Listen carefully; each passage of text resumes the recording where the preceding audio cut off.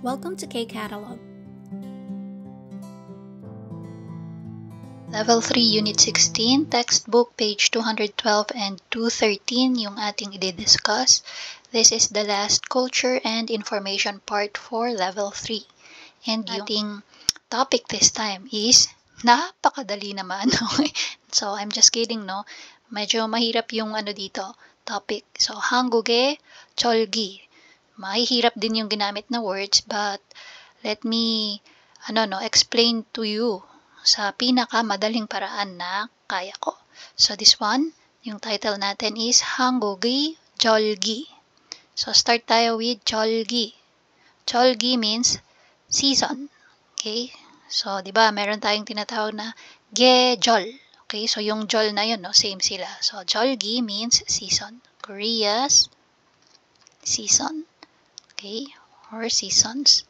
한국에서는 해가 하늘에서 지나는 길을 보고 1년을 24시기로 나누어 계절의 변화를 나타내는데 이를 절기라고 한다. So, dito muna tayo sa 이를 절기라고 한다. Ano ibig sabihin yan? So, yung I dito means this. Okay? Ito ay tinatawag na 절기. Okay? So, ano yung sinasabi niyang ito? So, yung in-explain niyang nauna. Okay, so dito tayo. Sabi, sa Korea daw, 한국에서는 해가 하늘에서 지나는 길을 보고. So, titingnan daw nila yung pag-pass by, no? 지나다. Okay, so, pass by ng araw sa kalangitan.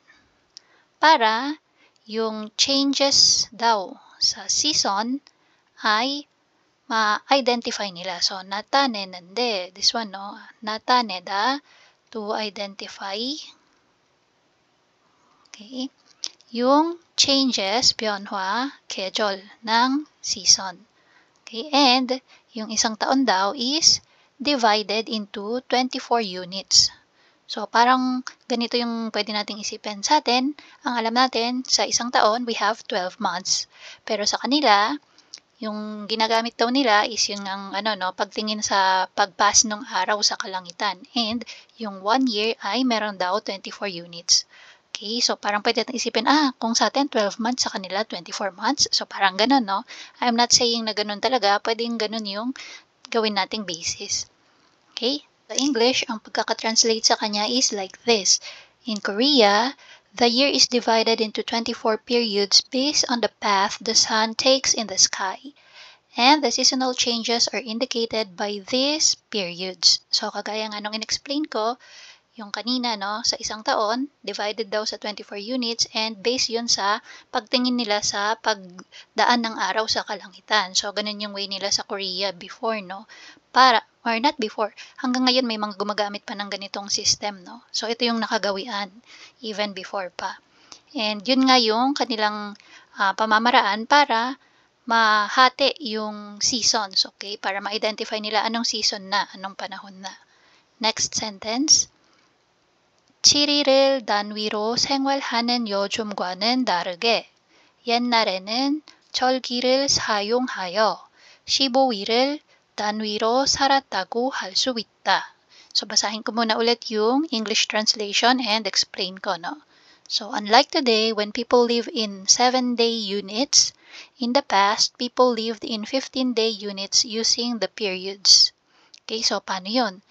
Sa ngayon, sa panahon natin ngayon, yan, no, 요즘과 다르게. So, parang sinasabi niya dito, ano yung kaibahan? What happened, Vela? Okay, so, kaibahan. Okay, ano yung difference nung ngayon versus sa dati? Okay, 옛날, before or dati. So, ano yung kaibahan? Ngayon, ang 1 week natin is 7 days. So, we have 7 days a week. Yan yung ngayon. Pero dati daw, yan, so, gamit yung tinatawag nilang 절기, yan, so, 15 days ang meron. Okay? So, ganun daw ang kanilang ways before. So, how are we going to understand this sa mas madaling paraan? So, pwedeng ganito isipin natin, no? Kung ngayon, tayo ay merong 7 days a week. So, dati, sa mga Koreans, ang nakagawian nila is they have 15 days a week. So parang tayo, mag-start tayo ng count for 1 to 7 and then the next week 1 to 7 ulit. Pero sila 1 to 15. Pag natapos na yung 15 days, that's 1 week and then saka pa lang ulit sila babalik ng 1 para mag-start ng another week. So ganun, no? Okay, so dito tayo sa sumunod na sentence. 수몰내 절기는 최근에 많이 사용되지 않지만 아직도 몇몇 절기는 여전히 계절의 변화를 알려주는 날로 한국인의 일상 속에 자리 잡고 있다. Basahin ko muna yung English translation niya, then I'll explain in Tagalog. So, ang sabi, the 24 periods are not used much these days, but some of them are still part of Koreans' daily lives as days that indicate the change of seasons. So, ano yung sabi doon? Yung itong tinatawag nila na 24 periods, no, na unit ng paghahati ng season or panahon, recently, hindi na siya masyadong nagagamit. However, yan, hajiman, yung anjiman natin dito, no? So, hindi na siya masyadong nagagamit. However, ajikto, still, may mangilan-ngilan daw, no, na gumagamit pa rin ng ganitong system kapag sasabihin na nga or indicate yung changes ng season. Okay, so, alyojunon nallo, 한국인이 일상 속에. So, parang dito ang gusto niya sabihin, kasama pa rin siya sa daily lives ng mangilan-ngilang Koreans, no? Parang yun na kasi yung nakasanayan. So, hindi siya palagi nang nagagamit these days, pero may mga ilang tao pa rin, no, na sanay sa ganitong klase ng pag-indicate ng change ng season. Next sentence, 이들 절기 중 사람들에게 친숙한 절기는 입춘, 춘분, 하지, 추분, 동지 등이다. Again, English translation muna.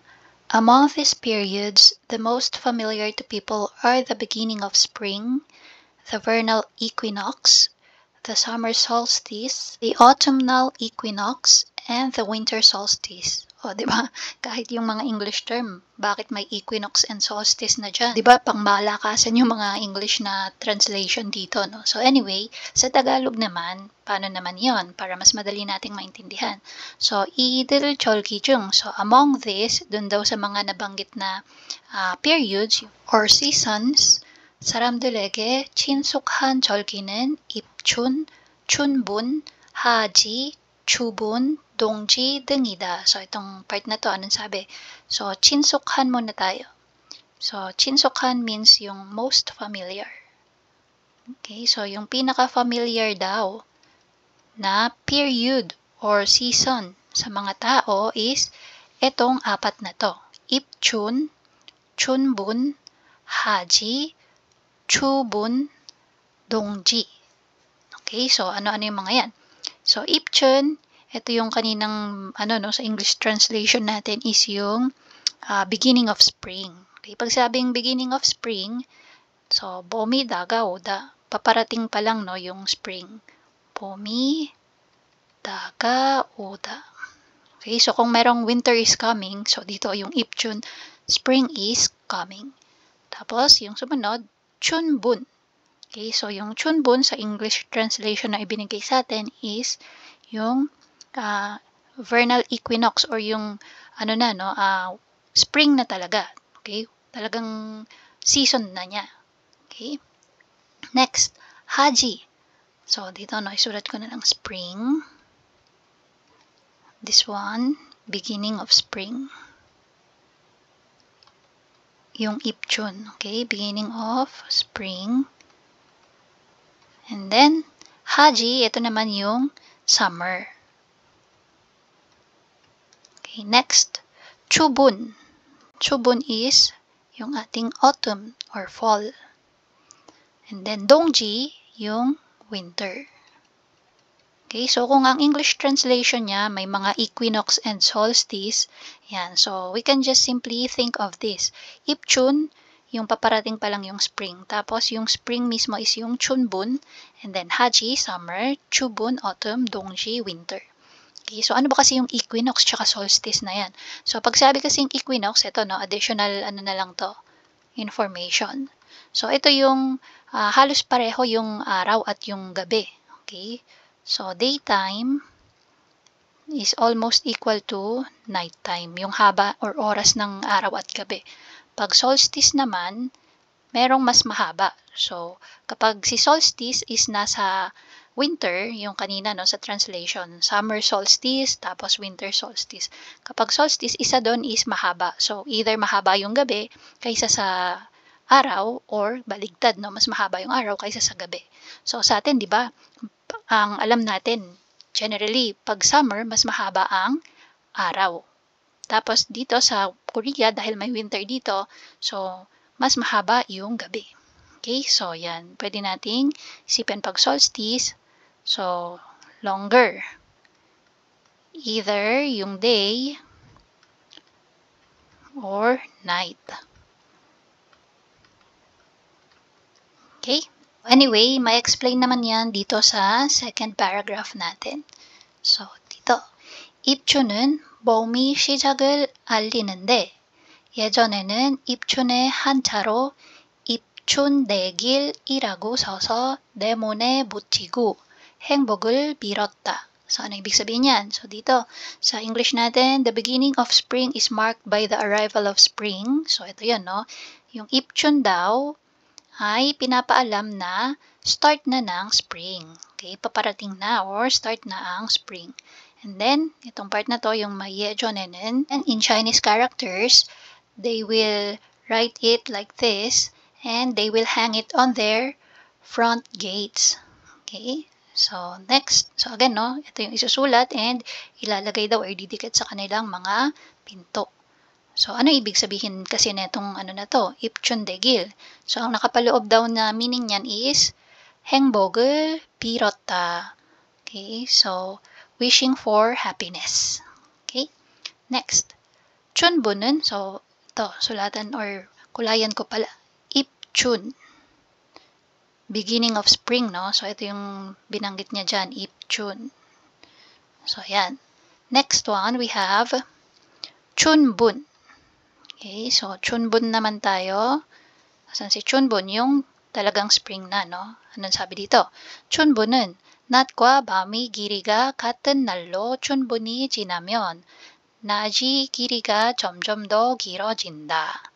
So, sabi, kapag Chunbun daw, so, yung araw at gabi, yung kanilang haba, no, yung oras ng umaga at gabi, or araw at gabi ay pareho daw. Okay? 같은 날로 춘분이 지나면. So, pag lumampas naman daw or tapos na yung 춘분, 낮의 길이가 점점 더 길어진다. Mas humahaba naman daw, 길이가 점점, okay, pahaba ng pahaba, or mas humahaba ng humahaba yung araw. So, that time, ibig sabihin, parating na yung summer kasi pahaba na ng pahaba yung araw, no? So, again, dito, sinabi niya lang na yung Chunbun, which means spring, ayan. So, pareho yung haba ng araw at gabi. Pero, pag tapos na daw yung spring, Chunbuni jinamyon, yung haba ng araw or oras ng daytime is mas humahaba na. Okay? So, dun na ngayon papasok si Haji, which is yung ating summer. Okay, so let's continue. 하지는 1년 중 낮의 길이가 가장 긴 날이고 추부는 낮과 밤의 길이가 같은 날이다. Okay, so dito tayo. Sabi niya, yung Haji, which is yung summer, sa isang taon daw is yung pinakamahabang araw. Okay? Naji, yung daytime is pinakamahaba sa loob ng isang taon. Okay? So, sa Haji daw yun nangyayari or sa summer. And then, 추부는 낮과 밤의 길이가 같은 날이다. So, dito, kailangan pala nating ano to, no?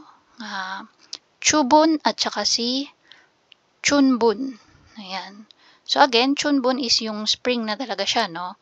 Tapos, sa time na yon pareho ang haba ng araw at ng gabi. Pero dito may binanggit na Chubun. Ano naman tong Chubun na to? Pag ano na daw, chubun na, parang babalik na sa pareho ulit yung haba ng araw at gabi. So dito no, nat과 밤이 길이가 같은 날이다. So parang nagigets nyo ba yung gusto nilang i-explain dito? Parang paano nila ini-indicate yung change ng season. So spring, balik tayo saglit no. Spring, pareho yung araw at gabi. Tapos, pupunta sa Haji, which is yung summer natin. So, sulat ko ulit. Chunbun. Yan. So, pupunta siya sa Haji. This one, ano na yung mas mahaba? Mahaba na yung araw kaysa sa gabi. And then, pag natapos na yung Haji, dadating naman si Chubun. Okay, which is yung ating fall. So, this time, pareho na ulit or almost pareho na ulit yung haba ng araw at gabi. And then, papasok na si winter. Okay, so dito, bahin natin ang kulay ni winter. So, gawin natin sky blue na lang si winter. Oh, not sky blue, may sky blue na pala tayo. So, dito, chubuni jinamyon. So, sabi, pagtapos na daw si chubun, which is yung ating fall, dashi bami 길어지는데 동지는, so si Dongji, yan, which is si winter. Okay, so in-explain niya na 1년 중 밤이 길이가 가장 길 날이다. So si Dongji or sa Dongji daw, nangyayari yung pinakamahabang gabi sa loob ng isang taon. Okay, so sa winter yan. So i-complete muna natin dito no, yung in-explain ko. So Dongji. So dito, si daytime is less na, no? Ang mas mahaba na is si nighttime. Okay? So, again, I hope na ano nyo, no? Nasundan nyo. Sa Haji, mas mahaba yung daytime. Sa Dongji, mas mahaba yung nighttime. Dito nagaganap yung pinakamahabang araw. Sa Haji or sa summer, pinakamahabang gabi naman is sa Dongji or sa winter. Yan. So, balikan natin ulit. So, chubuni jinamyon. So, itong part na to, no? Pagtapos na daw si chubun, which is yung fall or autumn, so, dashi bami 길어진다. So, ulit daw na mas mahaba na yung gabi. So, yun nga, no? Nauulit lang yung cycle. And then, last one, dito sa last sentence natin, 동지에는 팥죽을 먹으며 나쁜 일이 생기는 것을 먹는 풍습이 있다. So, dito, pongsumi ita. Meron daw silang custom or mga nakagawian na sa Dongji, okay, so may tinatawag na Dongji, no, pag winter, ay kumakain sila ng patjuk, yung red bean porridge. And ang ibig sabihin ng pagkain nila ng patjuk or red bean porridge during Dongji is to drive away bad spirit, no. Okay, so napan iri 생기는 것을 or kung ano man yung mga pwedeng masamang mangyari. Yan. So, based ito sa aking source na Korean. Ayan. So, sabi niya kasi, pag winter nga daw kasi mahaba yung gabi, so ito yung mga time na maraming naglalagalag na mga ano daw, no, guishin or mga multo, kaya bad spirit or bad elements, ayan. So, yun yung kanilang paniniwala. Kaya sa season na to, merong tinatawag na Dongji. So, that one, kapag dumating na yung araw na yon, kumakain sila ng patjuk. Okay? So, yan yung gustong sabihin itong Hangugi Cholgi na yan. Okay, so I hope no, na-explain ko ng maayos. Question number 1 tayo. 옛날 사람들은 무엇을 위해 절기를 사용했습니까? So, para saan daw ginagamit ng mga tao before yung cholgi? Based dito sa diniscuss natin kanina, ginagamit nila. So, cholgi is yung term, no, yung tawag. And yung pinakagamit niya is para ma-determine nila or ma-identify yung changes ng season. So, itong part na to, no. 계절이 변화를 나타내는데. So, tanggalin na natin yung yung nende. So, 나타내는. Okay, so, pwedeng 계절이 변화를 나타내기 위해. Okay, so, sulat ko dito. 계절이 변화를 나타내기 내기 위해, and then dugtong lang tong 절기를 사용했습니다. 절기를 사용했습니다. Okay? So, or you can start with 옛날 사람들은. tapos, tuloy mo dito. 계절이 변화를 나타내기 위해 절기를 사용했습니다. Okay? So, next, number 2. 입춘과 동지의 사람들은 무엇을 합니까? So, ano daw ang ginagawa ng mga tao kapag 입춘 and 동지? Okay, so binanggit no yung mga ano nila, customs nila or nakasanayan during this season. So, asan yun? Yung sagot for number 2. Yan. So, sulat natin dito. Number 2. Dagdagan natin yung 입춘에는 는.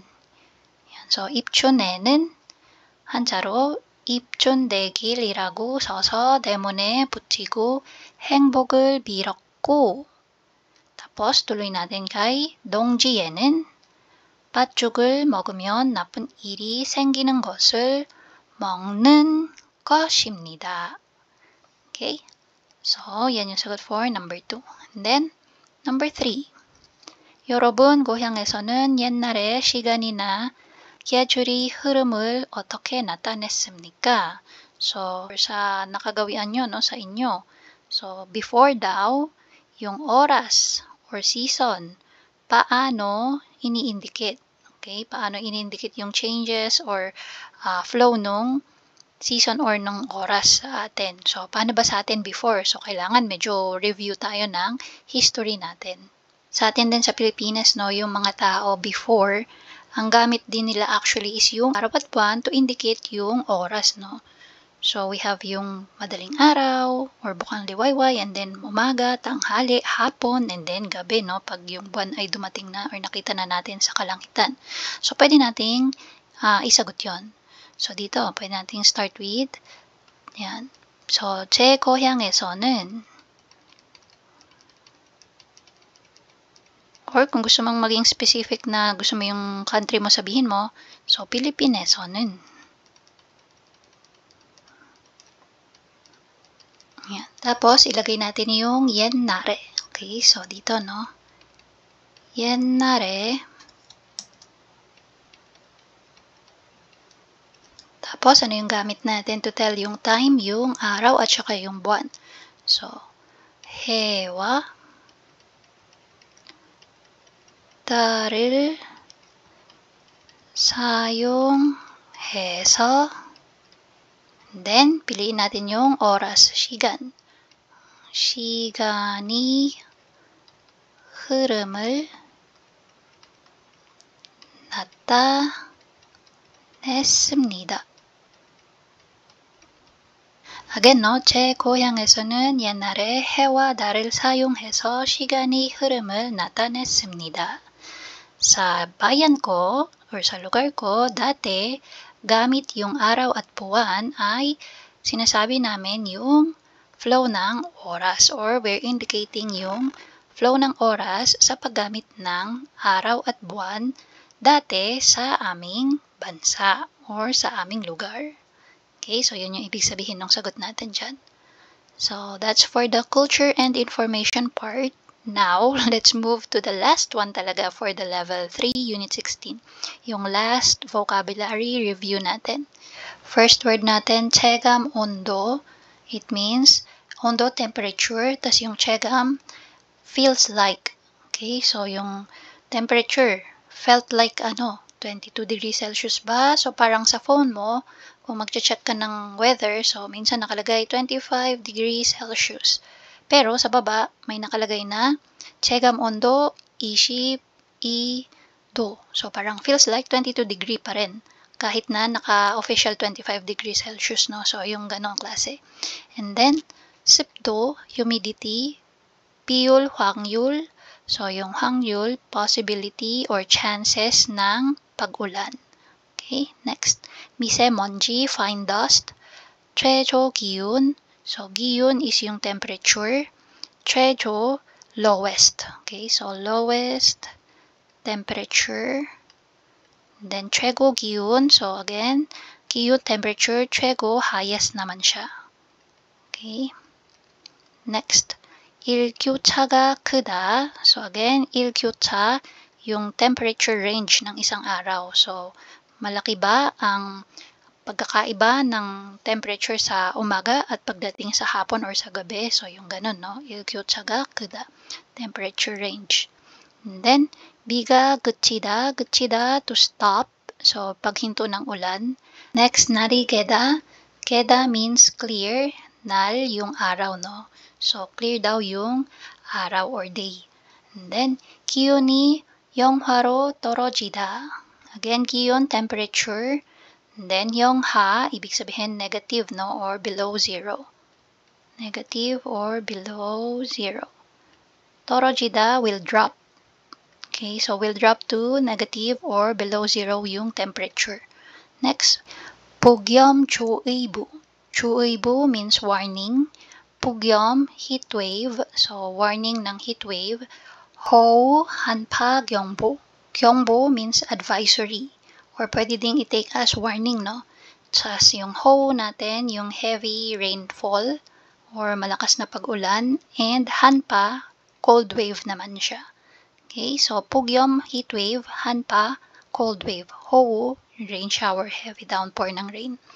And then, 마스크를 쓰다, so gumamit ng mask. 대피하다, to evacuate. And then, 시간을 내다, so to spend time, no, or take time. 손나기가 내리다, so again, yung 손나기, rain shower, yung mga maiiksing pag-ulan, no.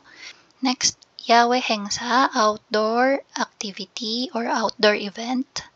체육대회, sports competition. 연기하다, to postpone or to delay.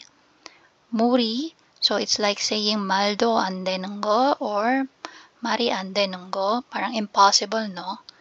Yayuhe, ito yung sa outside pa rin ginagawa, no? Magtitipon-tipon kayo and sa labas, so pwedeng magpipiknik, yan. Or gagawa kayo ng mga activity outside. Next, 열대야, so this one is yung tropical. Okay, 열대야, tropical. 찬바람이 불다, so yung pag-ihip ng malamig na hangin. 옷차림, yung outfit or get-up mo, clothing. And then, 춘곤증. So yung 춘곤증, tinatawag na spring fever nila dito sa Korea. 우울하다, depressed. 봄, 가을을 타다. So ito, no, parang connected siya dito kay 춘곤증. So, kapag meron kang spring fever or nakakaramdam ka na yung katawan mo ay palaging pagod or walang energy, patang-pata, yan. So, usually nangyayari yan during spring and fall season, no? So, yung type na yon, 춘곤증, spring fever, or minsan sa autumn din pwede, no? So, you can go back sa reading part natin, no, ng level 3 unit 16 para mas maintindihan nyo yung ibig sabihin nila dito. Okay, so connected yung dalawa na yan. And then, 고열, so this one is high fever. 근육통, yung ating muscle pain. 독감, flu or influenza. 의심되다, so you're suspecting, to suspect, magsuspecha. 몸이 나른하다, so narinhada, yan, yung walang no, energy, latang-lata, patang-pata, yan. Okay, so 몸이 나른하다. 피로를 느끼다, 피로, fatigue or pagod. So, you're feeling so tired or pagod ka. And then, 기운이 없다, no energy or strength. 졸음이 오다. So, yung 졸음 means yung antok. Okay, so you're feeling drowsy or sleepy. 집중력이 떨어지다. So, nawawala yung iyong focus. Hindi ka makapag-focus. 적응하다, to adapt. And then, 익숙하다, to be familiar. stretching을 하다, so do some stretching. Mag-stretch ka dyan. 수면 시간, yung oras ng pagtulog. 건조하다, dry. Okay, so that's for the level 3 unit 16. And 그동안 수고 많으셨습니다. And And that's it. If you find this video helpful, please hit the like, share, and subscribe button. So I still hope to see you in the upcoming videos, and again, thanks for watching.